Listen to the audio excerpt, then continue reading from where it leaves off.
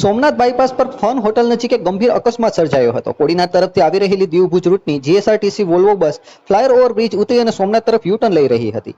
આ દરમિયાન કોડીનાર તરફથી ભરપૂર ઝડપે આવી રહેલી નાળિયેર ભરેલી બોલેરો પિકઅપ વાન ચાલકે બ્રેક કંટ્રોલ કરી શક્યો નહીં. પરિણામે બોલેરો વાન વોલ્વો બસ પાછળના ભાગે અથડાઈ અને ડિવાઈડર તરફ ફંગોળાઈ ગઈ હતી.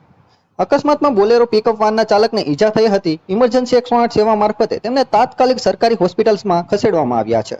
સદનસીબે આ અકસ્માતમાં કોઈ જાનહાનિ નથી થઈ. પ્રભાસ પાટણ પોલીસે ઘટના સ્થળે પહોંચી પ્રાથમિક તપાસ શરૂ કરી છે. પોલીસે આ અકસ્માત અંગે વધુ તપાસ હાથ ધરી છે.